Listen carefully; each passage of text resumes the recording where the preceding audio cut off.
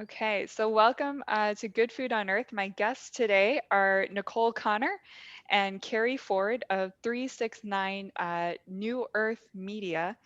And Connor is the co founder and empowerment strategist. And Kerri Ford is a sovereign health practitioner, speaker, activist, and co founder. So, welcome tonight, guys. Thank you for joining us. Thank you for having us. What an introduction. Yeah. So I wonder if you could give me a bit of a background for each of yourselves, and then for 369, how that got started, and what it's all about. Sure. Who wants to go first? I guess I'll give a little bit of background on me, and then I'll throw it over to Kerri. um, my background was actually in. I'm kind of a jack of all trades, actually. So I've had quite a rounded background in construction, finance, legal, and it's brought me into some really interesting spaces. And I've been able to kind of watch how our current, I guess, financial and legal system works at a very high level. I've kind of seen it at a low level and at a high level.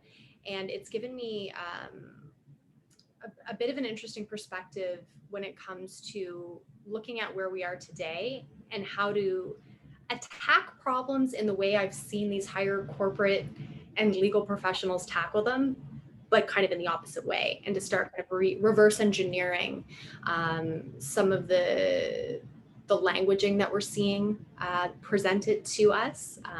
Because I think a lot of people know that the way politicians talk to us to get elected are not this. It's not the same language that they use to govern us. So being able to really pay attention to that and to start to dissect that. And earlier this year, Kerri and I were cousins, we're family, and we met in Toronto earlier this year, just before everything got locked down and everything kind of fell apart. And we were talking about building potentially like physical community, and we started really looking into that. And then COVID threw everything out the window and all of our short-term plans, and we just started going down these rabbit holes and trying to figure out, what do we do, who do we talk to, what do we do? No one's doing anything. um, and then we realized we had to do it. So then that kind of led to us starting 369, and really just putting out the kind of information that we are looking for, which is information that has an action attached to it, and really something that allows us to be able to highlight a possible issue that's happening and then go, okay, guys, what are you going to do about it? This is what we've done. These are the actions and steps that we've taken. You are free to use this as a template for yourself. But also, what else are you going to do about it? And I know Kerri's career has been mine's been more process related, where it was always my job to kind of look at overarching processes and workflows and try and bring them down into bite-sized pieces. And I know Kerri does the same thing with health and wellness. So it really kind of turned into a great marriage for the two of us, to kind of come together and start looking at the problem that's facing us, because it is so multifaceted. Mhm. Yeah. Yeah. And I think at the beginning of this, Nicole and I really, we are the same creature. And we were both like, we're no dog with a bone with this whole thing. And trying to really figure out how to unwind it and reverse engineer it. Um, my background is in wellness and health, holistic health. I've been in this field for almost 15 years now. Started in holistic nutrition and medical meditation and Kundalini yoga, and then it moved into more neuroscience based, quantum medicine, quantum based medicine. And I call myself the sovereign health practitioner because my entire practice is based off of helping people to relearn how to think critically and intuit through the different seasons of their life so that they can make informed decisions for themselves first. So it was really funny to fall into this because it wasn't, we both really are just taking the skills we have and moving them into this 369 media and reverse engineering the problem and trying to, because there are so many facets to what's going on. And I think by design, to keep people very overwhelmed and frazzled and in a state of trauma. that it was really key for us to figure out where to pull the pin and what is the, how can we do as few actions as possible with the most leverage. Mhm. And that's how we fell into this. And we wanted to call it a media company because we were trying to figure out ways to contact MPPs and MLAs and premiers and publicize the responses or the lack of responses we were getting without the legal liability. And it ended up being, to basically just be asking for statements from them, public statements. And it turned into basically, we just found ourselves at a loss for information at a time when everyone's in a trauma state. Um, Nobody seems to be, everyone's providing the problem, but nobody's really taking action. So we wanted action oriented media where people were really the story and people were learning how to take accountability for changing the end result of that story. And so the mandate for 369 is to inform, connect, and act, and it's to be provided or to learn how to search for and critically think through the information, to connect into community, and that's why we created the community space, so people could find people in their local areas, and then to act on that. And that's where the tools come in. And in between there, we're building an align piece, which is, alignment before action always. And that's going to be the thrive piece, the health piece. That's where the healing piece is going to come in, which is necessary. If you want to move into sovereignty, it is a mindset first. And so, yeah, that's 369 in a nutshell. Yeah. I wonder if you could talk a little bit about what you mean by alignment, because I don't think many people who probably have watched my show are very familiar about like with that language and what that means. Yeah. So from my perspective, with my work and then moving it into 369, it has everything to do with integrity. And I think there are certain words that get thrown around a lot. We hear consciousness a lot, we hear alignment a lot, and we lose the meaning behind it because it gets thrown around quite a bit. But at the end of the day, Nicole and I know I can speak for her on this. We feel an incredible amount of responsibility if we're going to be putting what we feel are solutions out, that they do no harm, just same as in any practice or a law practice or anything like that. You're to do no harm. And so alignment is to do what you say you're going to do and to ensure, it's inside out first. That's what at the core of this we don't talk a lot about, but you cannot heal or do anything outside of yourself until you've healed the world inside of you. We might get into that when it comes to community and talking Yeah, about yeah. genetics and all of that, because nothing is disconnected. And so the work starts within, as corny as that sounds, it's true. And so you can't know how to act in the world if you don't first know who you are, Mm. where you stand, what your values are, and to remove the fear, or should not remove the fear, but to alchemize the fear into something that's actionable. We Mhm. can't act from a place of trauma or fear, or we repeat the pattern. So alignment is really the healing. It's the healing piece where you learn who you are and what you need, what decisions you need to make, so that you can make informed decisions that are going to elevate your life and not continue to repeat those cycles. And it has a lot to do with integrity, and accountability when it comes to any work you're putting out in the world. Mhm. Yeah. Um, so let's talk about some of the public actions that 369 has been involved in, and maybe involved in, but haven't been announced yet. I'm not sure because everything's moving so fast. Um, but I do know about your notice of liability. Maybe we could talk a little bit about that and why that is so important. And Bill 218, and what is that? Sure. Well, I guess with the notice of liability, as Kerri said earlier, we wanted whatever we were going to do, we wanted to really pack the most amount of punch, and we wanted to pull the pin where we thought it would be most effective. And through all the research that we've done, we know that these COVID orders, these public health measures, live and die by the states of emergency that have been declared right across Canada between the 17th and the 29th of March. And there's a wonderful organization called Stand Up Canada. Mhm. And very early on, they put together the research. They really did a great job at doing this deep dive into these executive orders, pulling out all of the information, really identifying where the definition of an emergency sat. And they had compiled when the orders had been initially drafted. So when I read their website, the very last line of all of this information said, well, now that we've given you all of this info, what are you going to do with it? And I was like, well, this is what we're going to do. And Kerri and I, because we've kind of been working in different fields, we've really been examining the legal side of what we're at. We've also been looking at the lawful, the more sovereign side of where we stand as a man or a woman. We decided that this is where we were going to kind of put our money where our mouth was and use language very intentionally. So we decided, with all of this information, once we were able to, without a shadow of a doubt, prove that there wasn't a justified need to call this states of emergency, that at the time, all 10 provinces and 3 territories entered a state of emergency, there were only 2 COVID deaths in a population of 38 million people.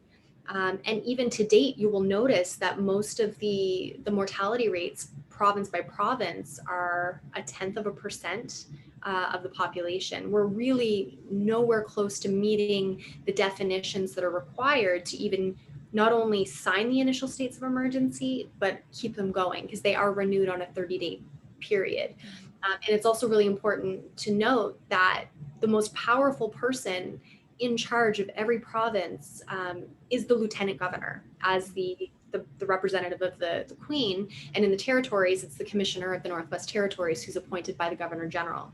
Nothing happens without their signature on a document.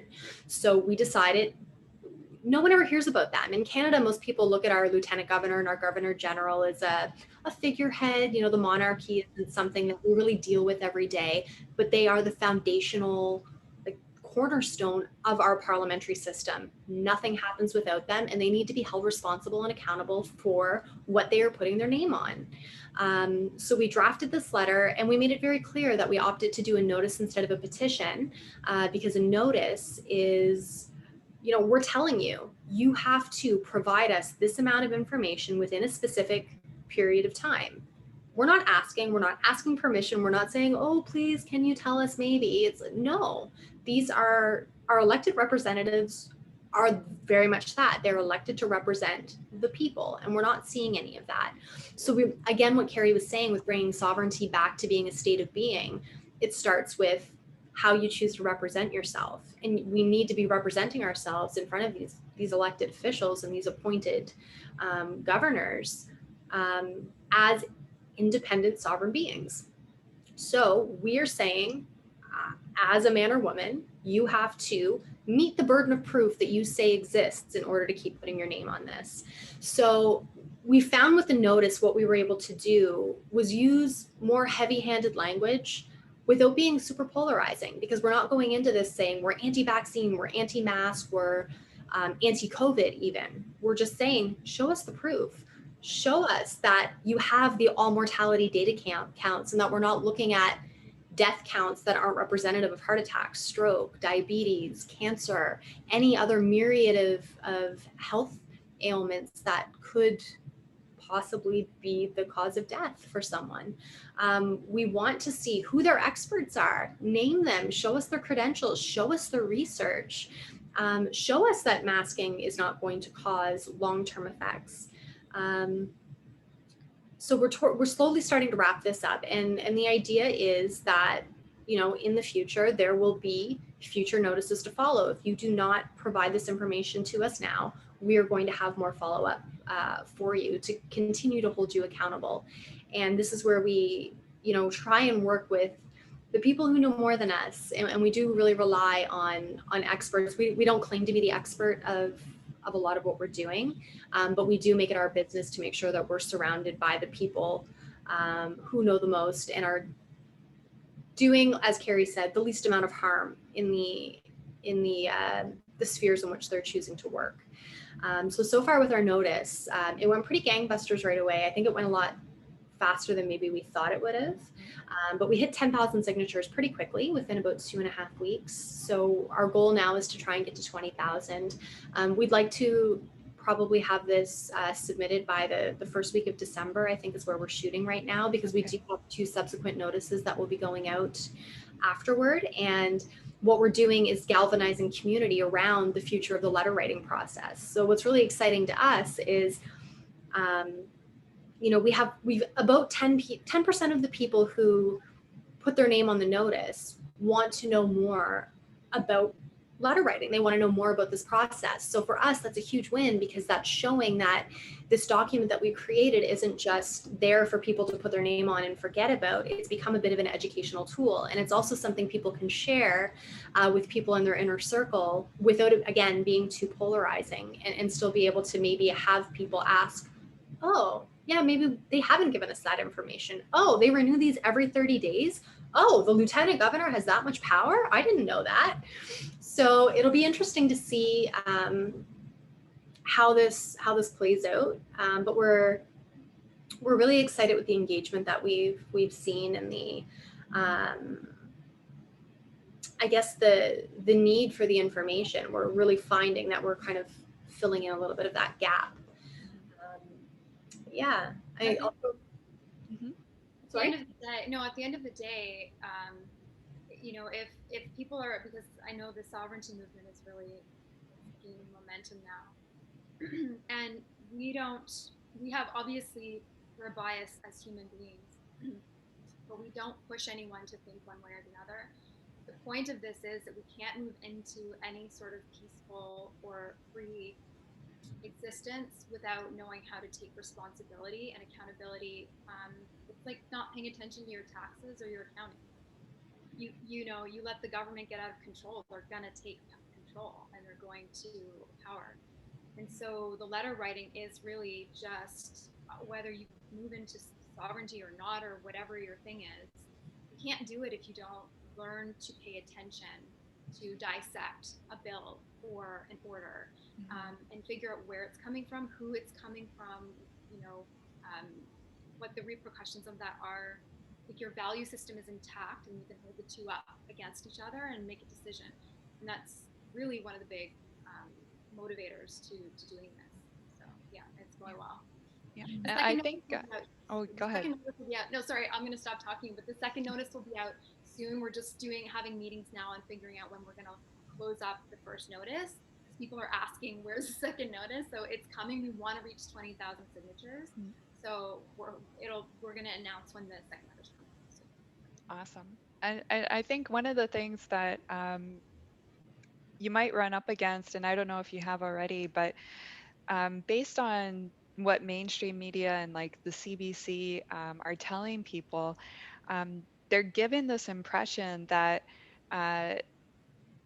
the emergency status has been justified, or it's been met, and I don't think they realize like what are the stipulations to actually put an emergency order into place, and does that actually validate overriding human rights, like specific human rights. And that's kind of a tricky area, where if you don't have that knowledge and education, you just might assume that they're doing the best they can, and because of their efforts our numbers are so low. And what would you say to that? I think a really interesting, I'm glad you brought that up. I think it would behoove anybody who's curious about that, if they were to look at our notice. We've linked every emergency declaration in the notice. And if you look at it, the first sentence of the last paragraph of every single notice says, nothing in this order overrides or replaces the Canadian Charter of Rights and Freedoms. So as much as people want to say, well, I have to give up my rights for the greater good. No, you don't. No, you don't. And another thing that I hear quite often is, well, your rights end where my rights start. No, they don't. No, they don't. And if you think that about this, well, what's going to happen, down the road when they're coming for something that you feel is near and dear? It's very much like I can't remember the poet that wrote it, but it was, first they came for the socialists, but I wasn't a socialist, so I didn't say anything, right? It's very much that. And In Canada, we have a bit of a psychology wrapped around, or an identity, I should say, very much embodied of we're polite and we're considerate, and that's what we're known for. And I think that there's also a really fine line between um, codependency and politeness and consideration. And I don't know that people, and back to what Kerri was saying with trauma, I don't know that people understand the wounds from which they're operating from. And we can very much fall into people pleasing mode to not hurt other people and to put ourselves in a place of discomfort or distress to keep the peace. And I think that's a very common gear for people to fall into naturally.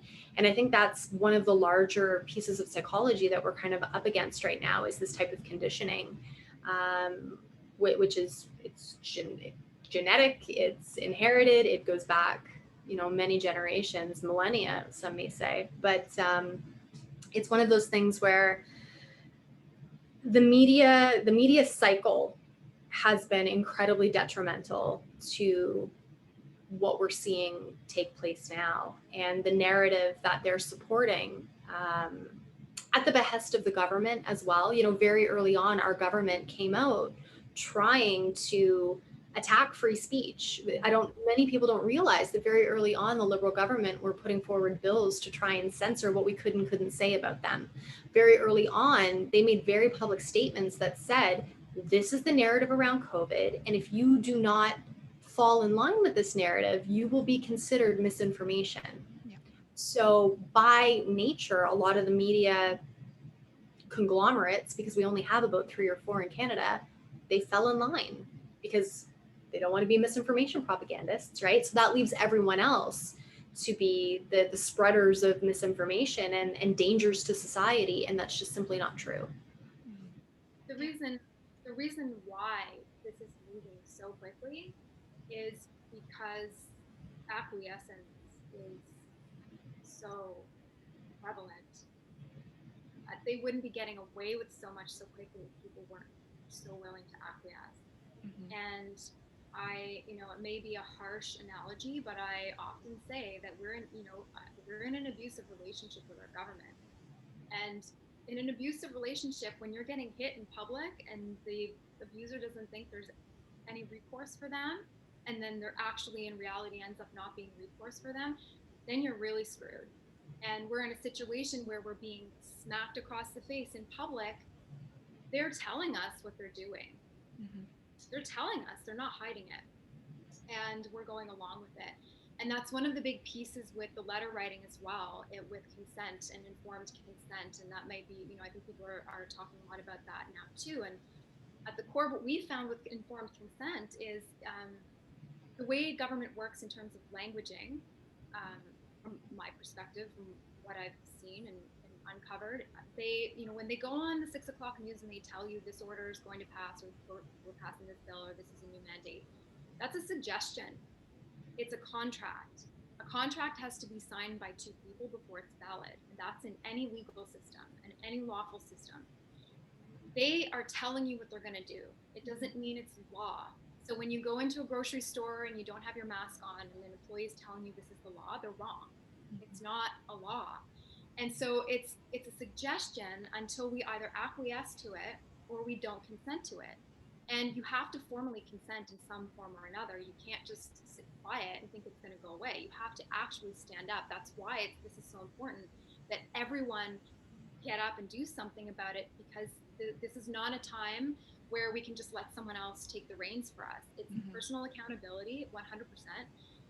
And so it really requires people writing these letters. And it's really great to see that people are starting to catch on to that. And when Nicole said, just one last thing on that, because it's a really good point. When Nicole said that none of these orders can override our human rights. And when a government takes your human rights away, they're not coming back. And they're not coming back. So it will eventually affect you somewhere in your life. And that's fact. That's not just a feeling, a subjective feeling that someone has. It's actually written into Rocco's statement of claim with Vaccine Choice Canada. You know, Rocco's suing the government and the media over these orders, and he writes that in his claim. So it's a matter of law that you can't override human rights for these orders. This is Nazi Germany we're dealing with. Right. And Rocco is, just for my audience, is Rocco Galati, and he's a constitutional lawyer here in Canada.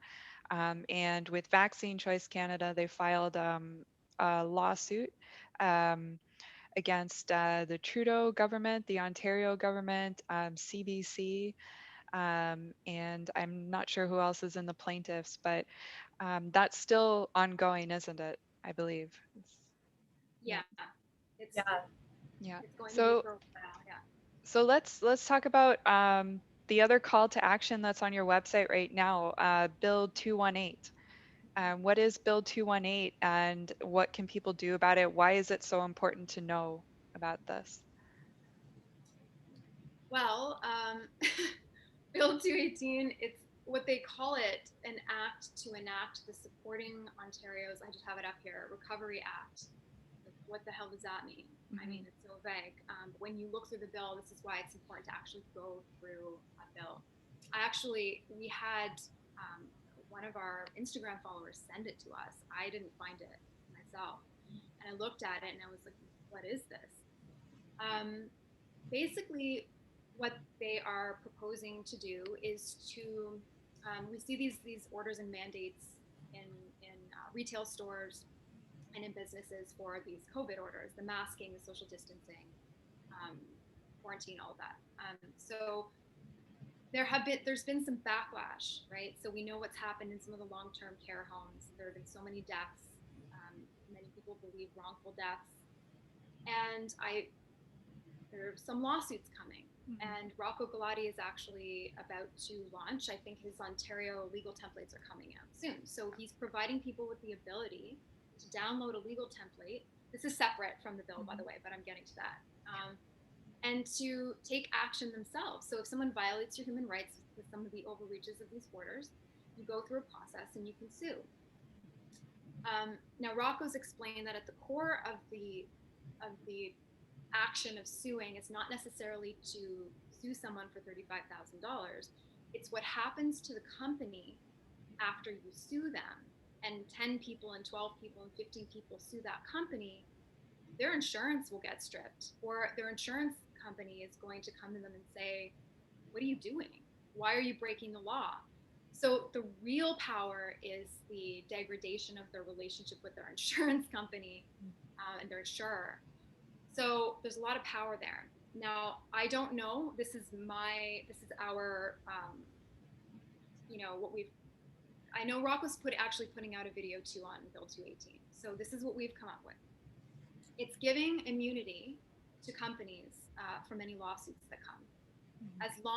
So long as an honest effort is made to carry out these COVID orders, they will reward companies, businesses, employees, employers with immunity from any lawsuits or liability that's coming their way.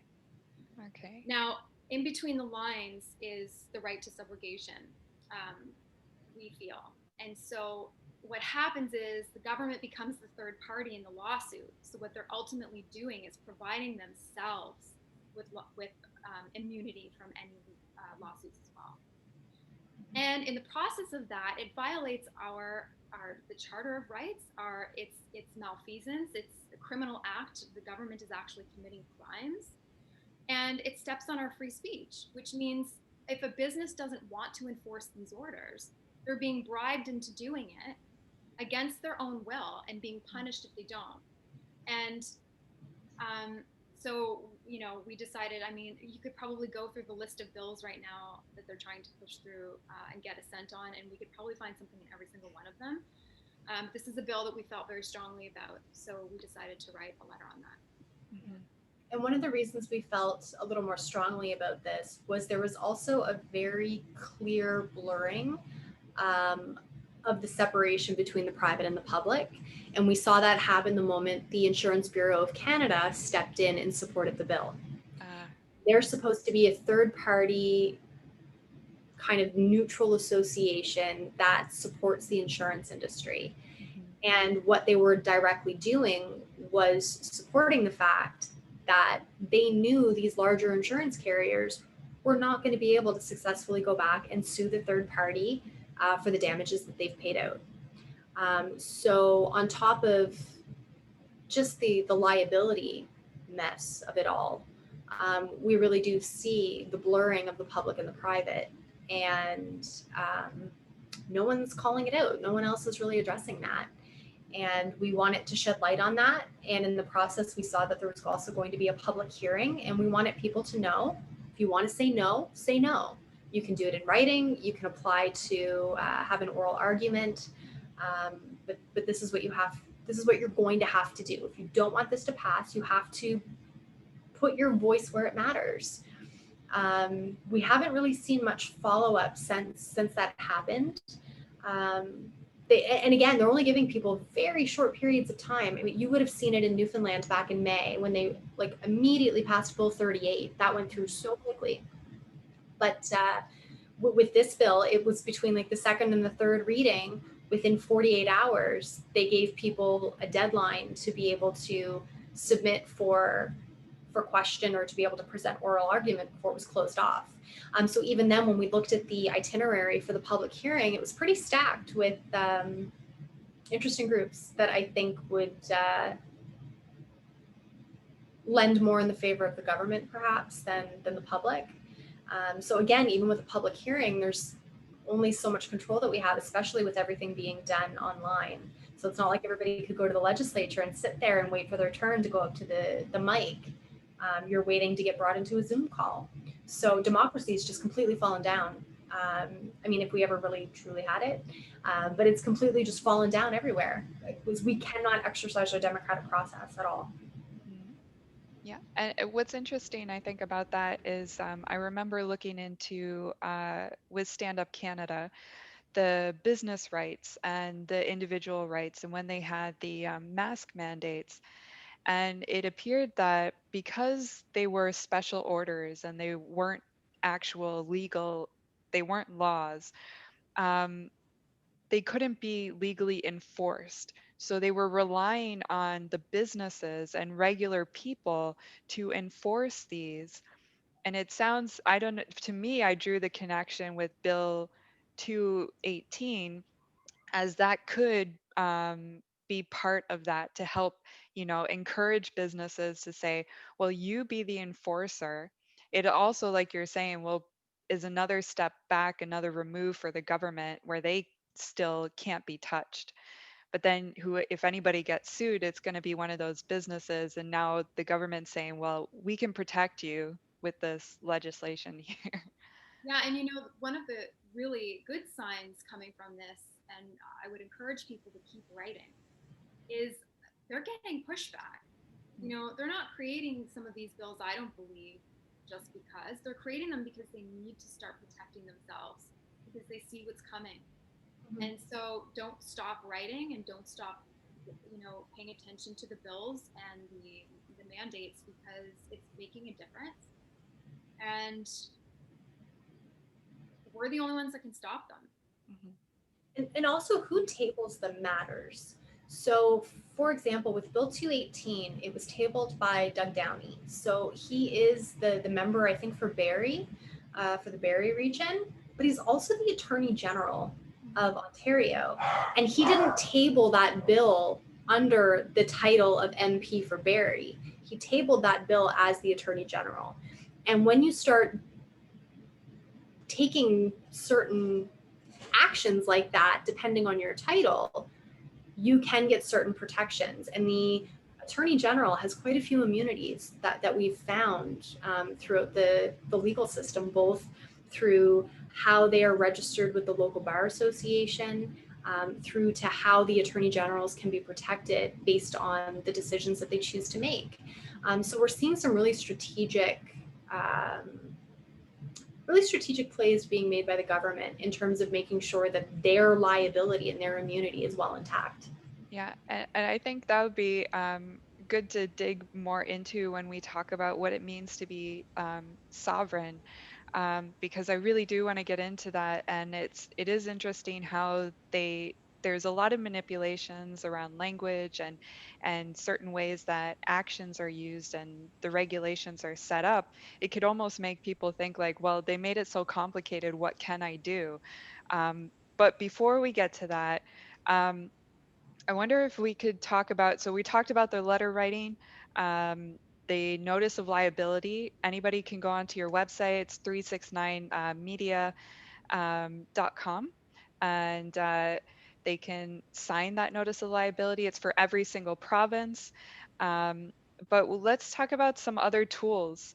You mentioned Rocco Galati was going to provide a legal template.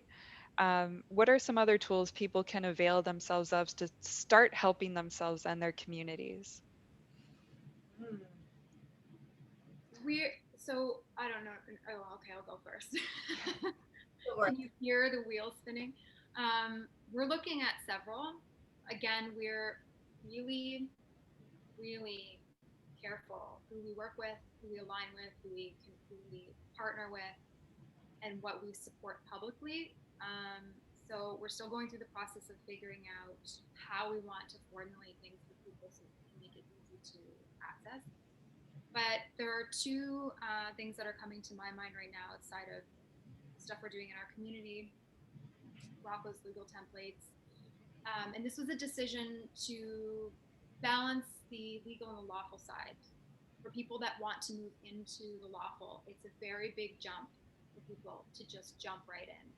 Um, there's a process and there's an internal process that has to happen first. So that is where the Align Thrive piece is going to come in our community. But I don't know if you've heard of Ubuntu. There's Mhm. a community, it's an initiative that was founded by Michael Tellinger. And I mean, there's so much to it, but ultimately it's taking the tools that have been used to enslave us and flipping them to free us in a peaceful, lawful way that provides solutions to a new community. And it takes time to do it. I think it's 7,000 or 7,400 people is required to sort of start growing a community, and you want your local, um, you know, members of your community. They have to be involved to some degree, whether it's you want different levels of both government, local officials. You want to have aligned with you in this, right? So it takes some work in figuring out where that's going to start. And I think once it catches on like wildfire, more people are going to be willing to do it. But you do start building out a community that is at first barter based and volunteer based, but then it turns into a financial structure. And that's really, really powerful because it removes you from the enslavement of the monetary system we have now. And he's doing it successfully in other places around the world. And so we're looking into that as a long-term solution. And funnily enough, before we started this for letter writing and all of that, Nicole and I were talking about community. I'm like looking at buying land, and she's looking at buying land and incorporating shamanic and ancestral and all kinds of different healing modalities into building new community and property and ways that people can live in a modern world, but very much aligned with, body, mind, soul, all of that. And so it really comes back to that. And at the end of the day, we need to build structures that we can jump into, even when it comes to the doctors and the nurses and people that don't want to speak out right now because they're afraid to lose their job. New containers need to be created, new solutions, new structures that they can move into. You can't always just expect people to leave without anywhere to go. And so that's really a big focus. And in the coming days, it's going to be a bigger focus. And then Sovereign by Design is another organization company that we've been communicating with and doing some work with, and they have helped us with some of the legal lawful languaging with the letters and all of that. They're wonderful, and the man who's founded it has been doing this almost 30 years. And what I love about it, I think we can get into that later, but it's not an aggressive anti-government approach. It's actually surprisingly very different. So Nicole, do you have anything to add that I'm missing? Those are the two I can think of. Yeah, we see ourselves more as bridge builders, because there are quite a few things that are floating around right now, especially when you probably hear the term like common law dropped a lot, and there's a lot of reactions around that word. But again, for us, as Kerri was saying, having people make that leap, you can't just expect them to leap from one system to another. You have to embody it before you can bring it to life, and that requires building the bridge. We really have to kind of build that connection. And as she mentioned, what we're looking at is very non-adversarial, it's very peaceful, and it's very copacetic. Like, government doesn't have to be bad. It just so happens that what we have isn't great. And how can we turn this into something that can be more um, harmonious? There's a way to do it, and a lot of it too is psychological to a certain point, right? What do you choose to engage in? What do you choose to wrap your value in? What do you choose to fight with? This is something that we've been talking about a lot actually lately, is where are you leaking your energy, right? Because right now there's so much that's coming at us. It's so easy to just keep nailing away at the issues that are presented in front of us, to fight all the bills that keep popping up, or take that energy and go, what's the solution to this? How do we move into it? How do we start building, like she said, the container to fall into? So even for ourselves, like, we really have to keep reminding ourselves that we got to focus on the solution, and that doesn't always necessarily mean fighting what's in front of us all the time. um, There are two like that are coming to my mind right now. Two really powerful things that they want from us, and it's our attention. And we can get into the whole quantum physics of that.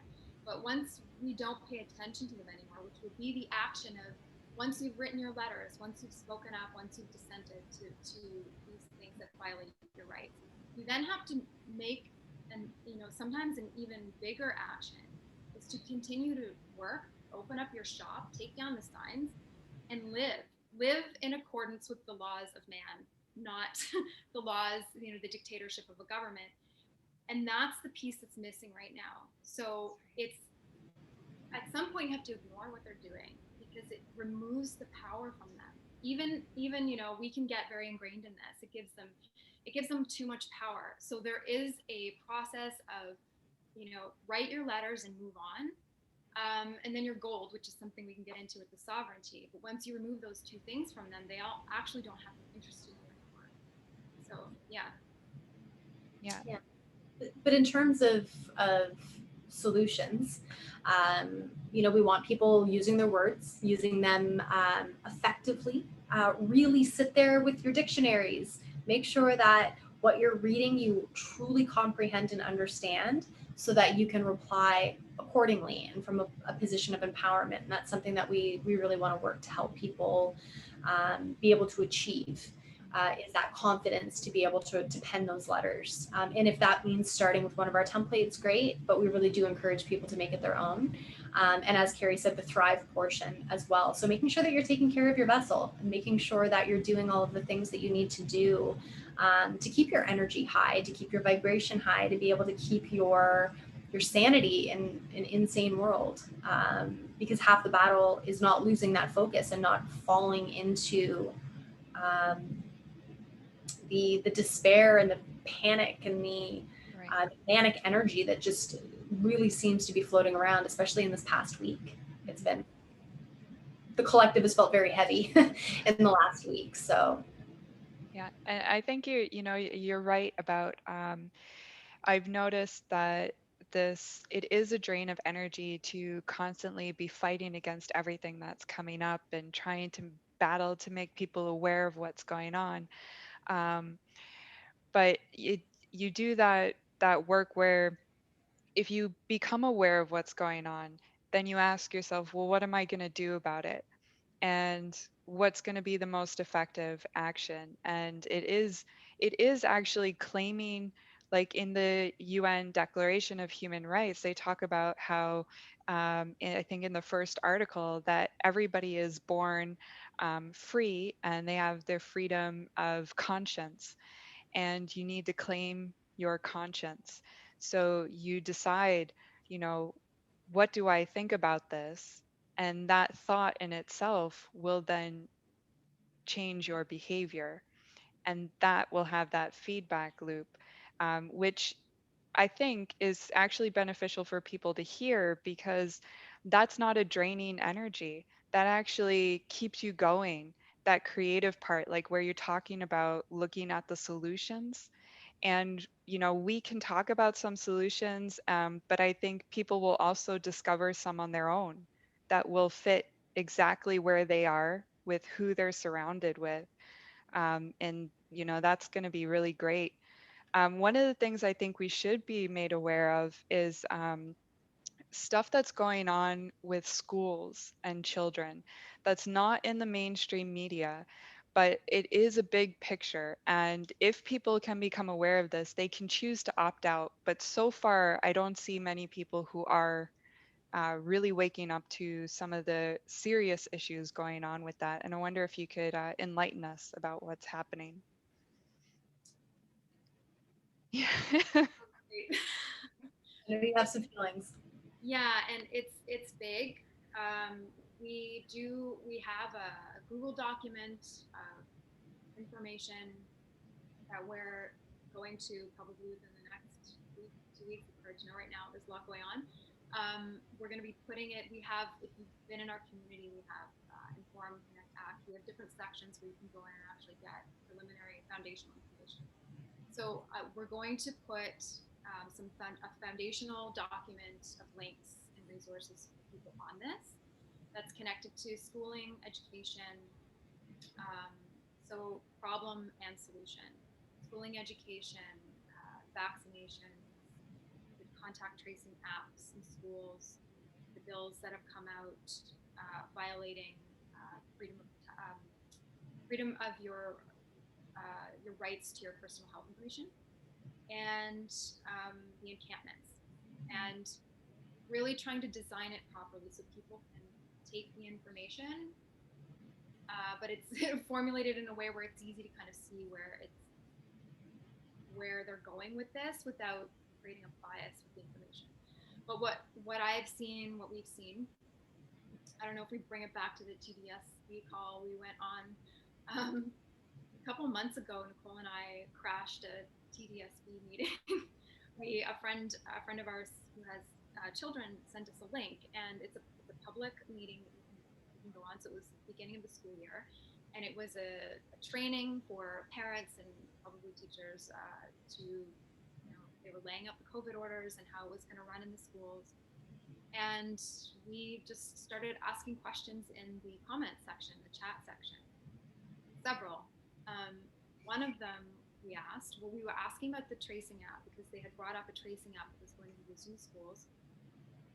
It wasn't developed full yet, but there were issues, and Nicole, you can talk about this after, but it gets into terms and conditions that aren't readily available, and other issues with the app, including, requiring health information on your children and you, which is a violation of our Medical Privacy Act. But they've put out Bill 188, which basically gives them the right to retain this information. But anyway, so there's the app. And then I asked a question there asking how, the accumulation of information they're gaining from these apps is connected to the encampments they're now putting out. Because they've pushed through bills, or they're trying to propose and push through bills that allow them to remove your children from your home. And so there's a connection there. This is where people need to start making the connection. And so I asked that question and they blocked me from the chat. Yeah. So that was very telling. And that seems to be the consensus across the board. Anytime we ask a question that they don't want to answer. And that happened to Randy Hillier on the floor when he asked the question about the encampments. What else are these encampments being used for? Well, they cut off his mic.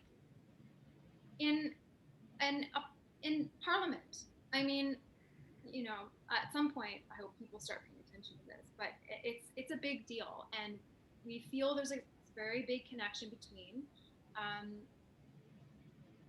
the bills they're passing and the COVID orders and the further and further restrictions they're putting on kids, the masking that's something that Rocco is dealing with, masking children younger than grade 3. Can't do that, but they're doing it. So there's a lot of stuff that there's a lot of overreach happening with the Board of Education, the Ministry of Education.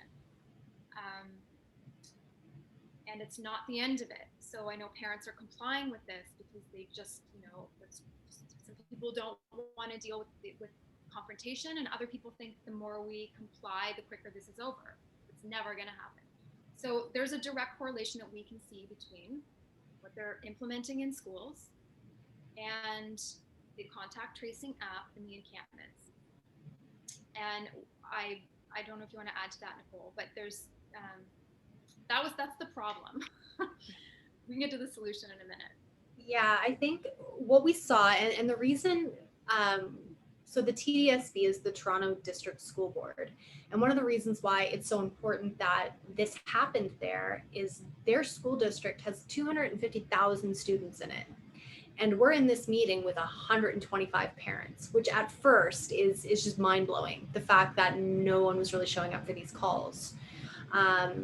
But what we started seeing and what became very evident to us very quickly was the duty to report to public health, and that the school's duty to report seemed higher than their desire to make sure that the well-being of the children are intact.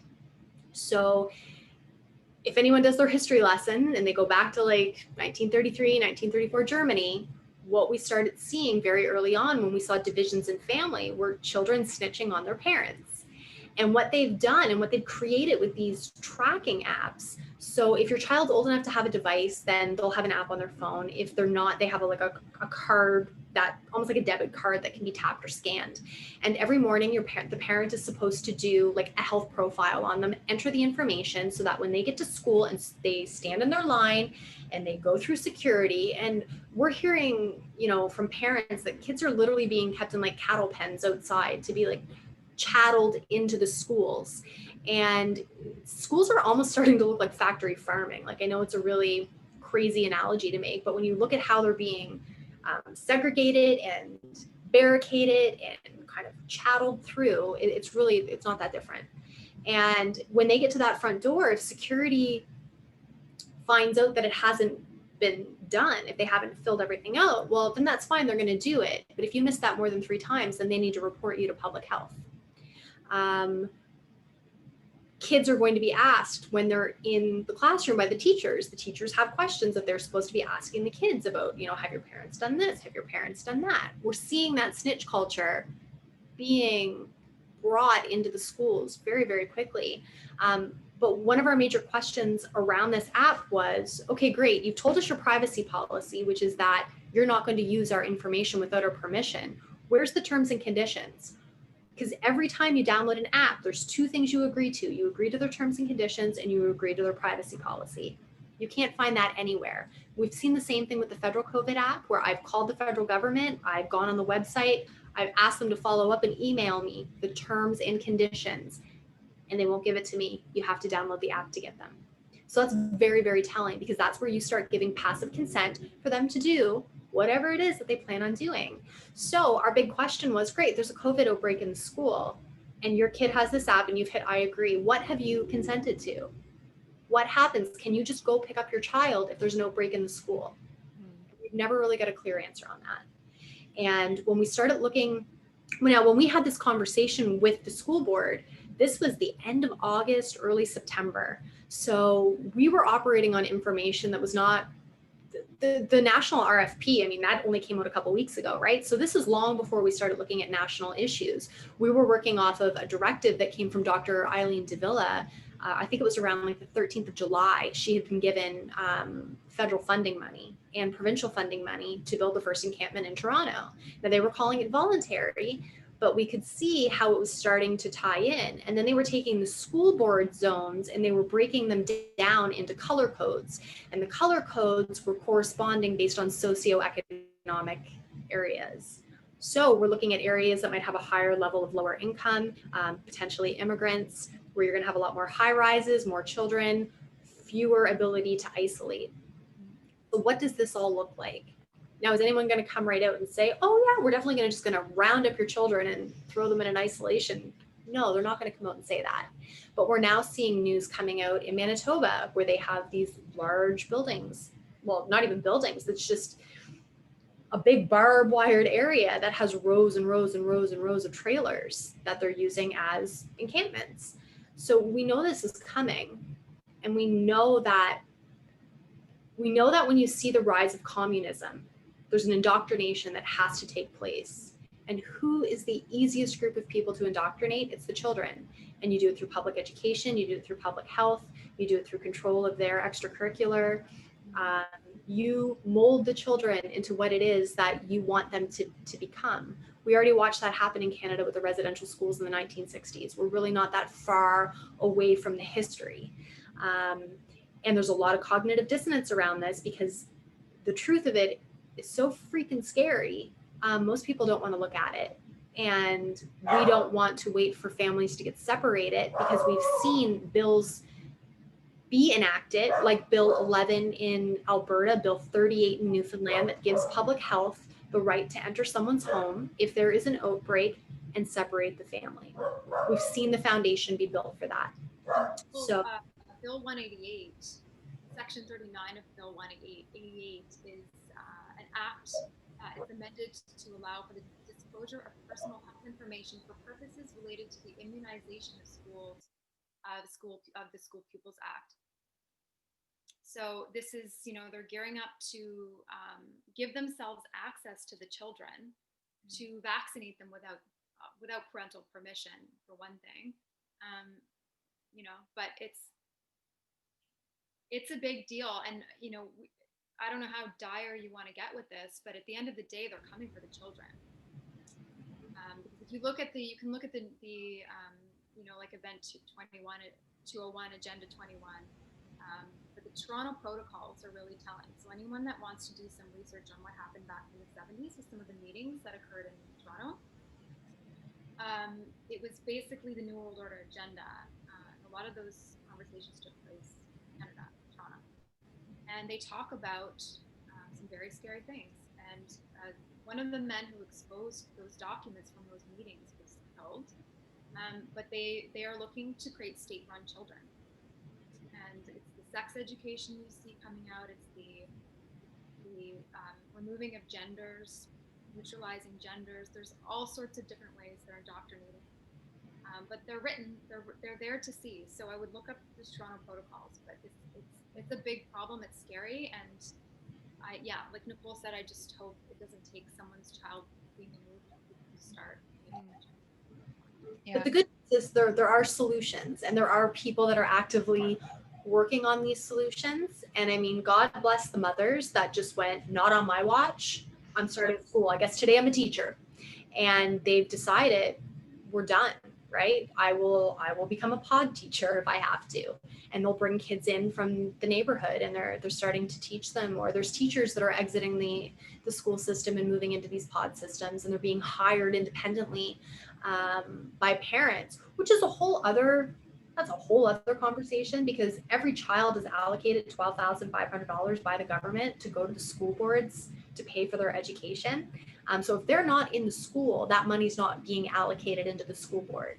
So that's where you're going to start seeing a lot of the government fighting potentially and trying to restrict homeschooling options, right? Because it's starting to mess up with the budget. We're starting to play with their money. We're starting to bungle up how they can start funneling all of our tax money. Randy Hillier has done a great job drawing attention to that, and I think he actually started a petition, didn't he? I think so. Yeah, to allow that money to be provided to the parents so they can choose how their children are going to school. So if anyone out there that's listening to this is a parent, if you're on Instagram, I think it's randyhillier.ca or .com, but he also has Randy Hillier FPP. Yeah. Randy Hillier, I think, on Instagram, because he's constantly fighting this stuff. He's doing an amazing job. Yeah.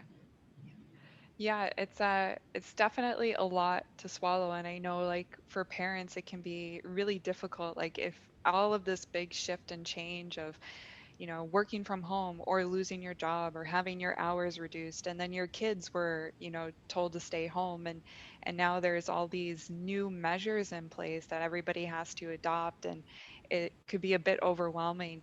But I do know there are online resources to help people with homeschooling, and people are setting up spaces where you can take your kid to learn with a teacher somewhere else.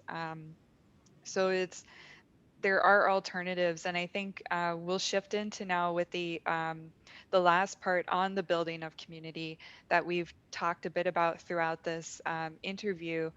But let's start off with the question of sovereignty and what that means. And because, I look at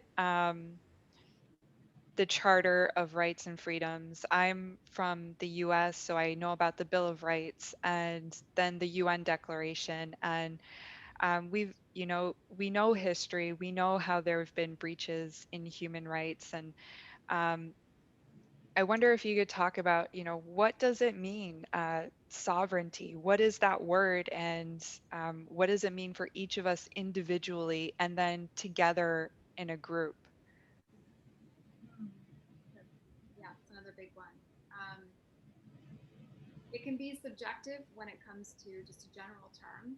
Um, if you're speaking of sovereignty as the movement we're seeing, as the political, I want to call it a political movement, um, it's really about, uh, again, accountability, self responsibility. It's a big educational process. You have to understand languaging in the legal and languaging in the lawful and where you stand. Where do you stand with your government is a really, really big piece of that.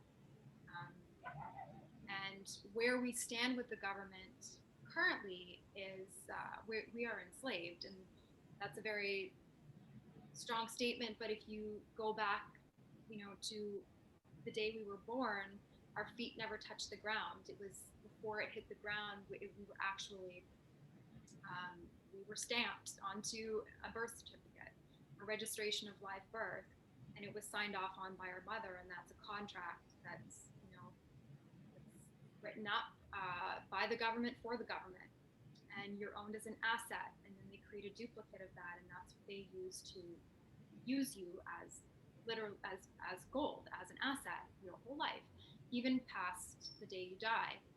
If that birth certificate is not, if we claim that or do something with that, it actually continues to be used. So there's that whole.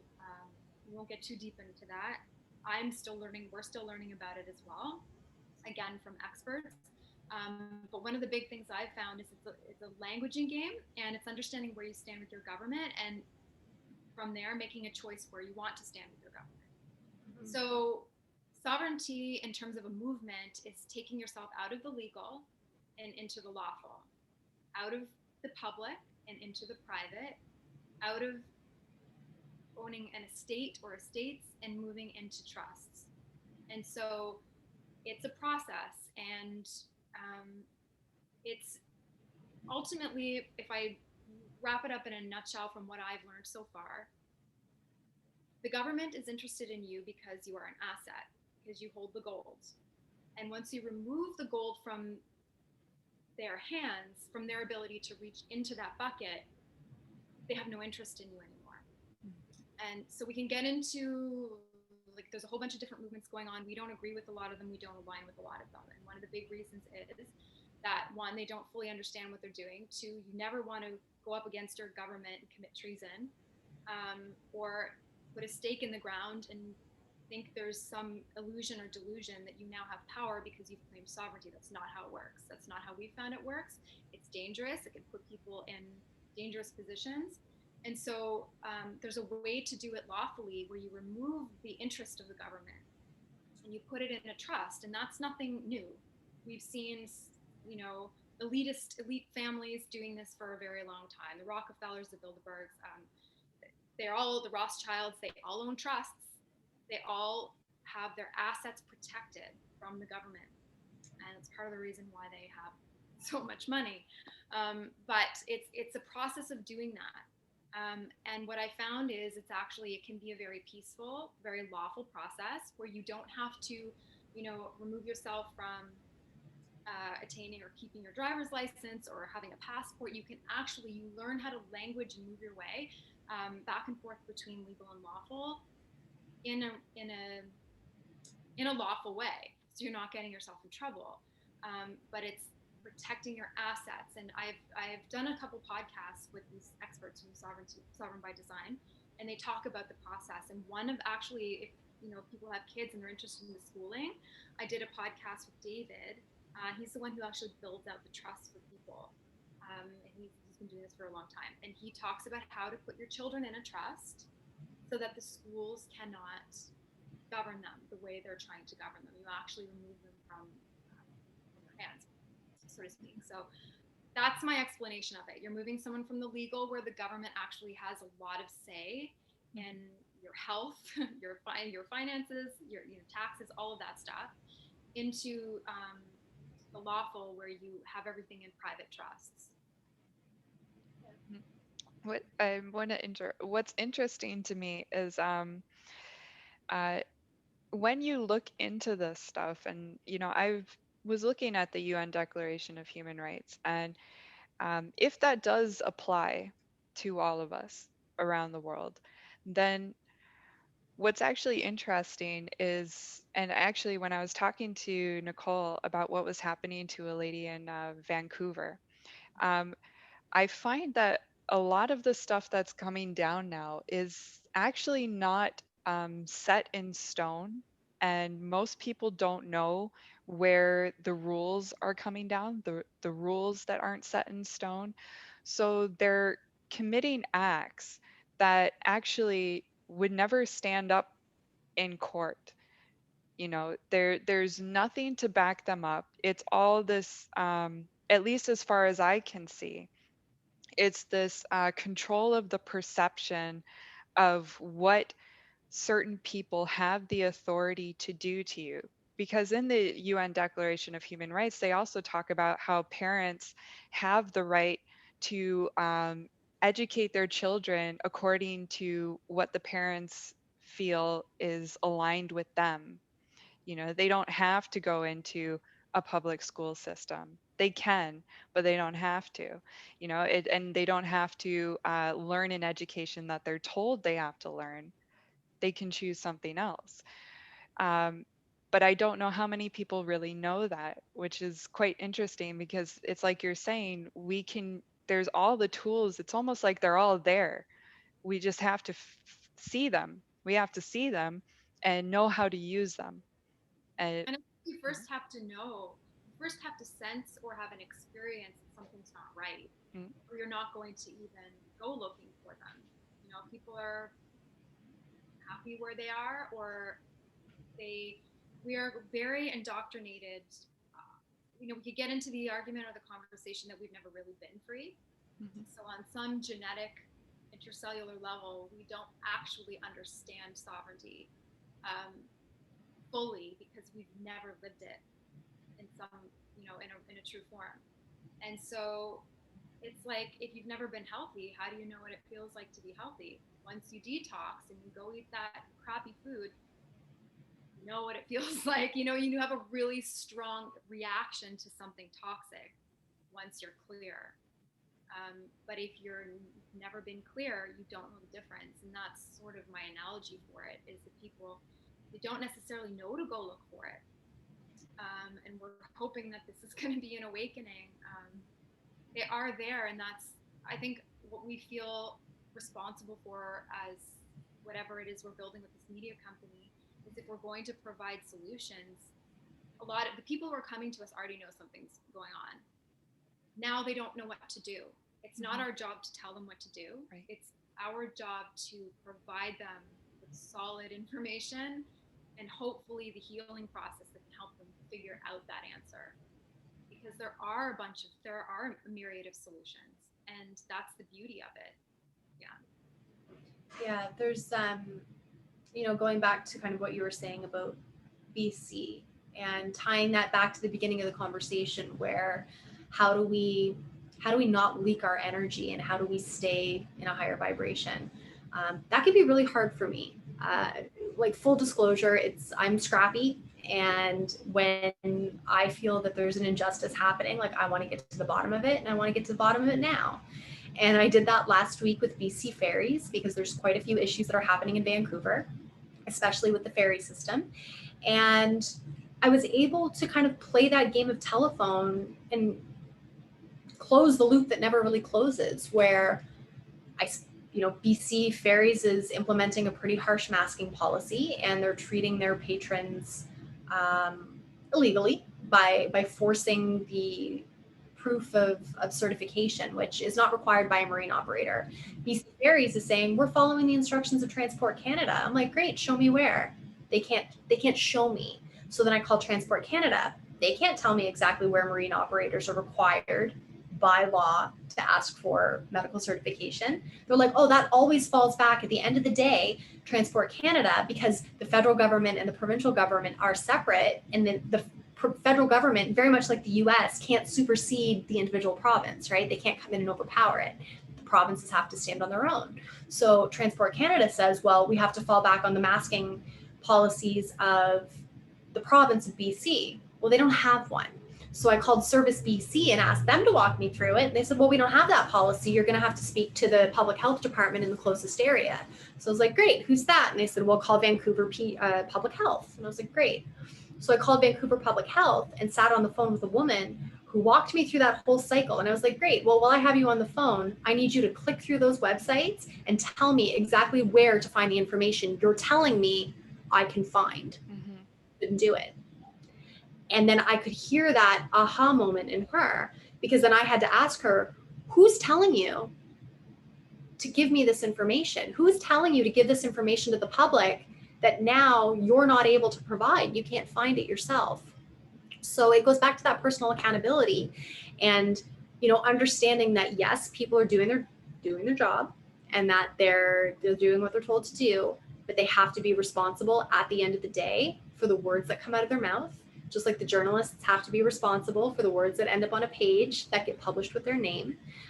Whether it's changed by an editor, whether someone else blurs the narrative, we have to be brave enough, aligned enough, and in our integrity enough to be able to go, that doesn't feel good. I'm not going to do that. I'm not going to do that. I'm not going to ask you. I'm not going to do what you're asking me to do. And that's really hard. That's really hard for a lot of people. That's why we're focused on. We're going with that, but it's just kind of tying it all together. It's yeah. That's why the focus on the containers in terms of solution, and that's something we can talk about too, maybe what's coming up with us. We have a global fundraiser that we are curating for Rocco for his CRC, and one of the big pieces are the roundtables that we want to have as one of the main showcases for it. And the reason for that is, one, to provide people with information, but two, because we can bring together experts, global experts in various fields. They can create solutions to different conflicts, from law to law enforcement to medicine to schooling and media. And the big problem is that people, it's ironic that people don't want to lose their job, but if you keep complying with these rules, they're not going to have a job. They're going to be living off government social assistance in a socialist country, and that's just the fact of the matter. So at some point, your job needs to be less important than freedom. And at the same time, I understand that people need to feed their kids, and so our contribution, hopefully, to that is with the fundraiser, creating the community, and the community within our 369 community, but these roundtables where we can hopefully, we're trying to be the facilitator of bringing them together and asking the questions so we can create the solution. They're the experts. Let's get them in a room. Create your own boards. Create your own certifications. Create your own designations for lawyers, for doctors. Sorry, not lawyers. Practitioners, schooling, all of that stuff, so so that these people have a container to move into. People aren't going, they're not going to necessarily leave without somewhere to go. And I have compassion for that. So I think that's, a big part of the solution. I don't even know where you started with that question, but that's where I ended up with it. Yeah. Yeah. And um, people can go to 369 it's 369media.com, right? And it's spelled out, so it's THREE, so on. And then the community is community.369.com, and you can request to join. And there's a lot of good resources on there already, including legal info. Some of your interviews are on there. The podcasts, I believe, are on your main website, and people can listen to that. So it's great to have this sort of resource to provide people with actionable knowledge, because you're right, like you said, um, people are uncovering a lot, but they don't know what to do. And they get lost in like the overwhelm of everything that they're like seeing happening, and not sure like, where can I go with this? What can I do? I've never studied law. I don't really know the legal system, kind of thing. But it's important to know that, we all have somewhere to start from. And it is that, I think, that taking that personal accountability and sovereignty, and saying, well, this is what I know, whatever it is, and I'm going to start from there. And that's good enough to start from. And you take your action. You take the phone call to call the ferry, or to call up Walmart and be like, who has the right to enforce your mask mandate?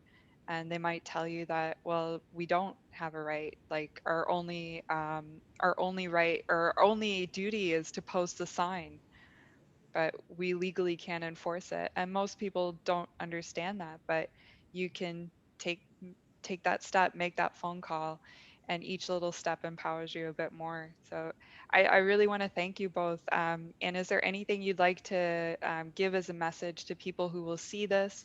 Um, just, yeah, any message you want to leave them with?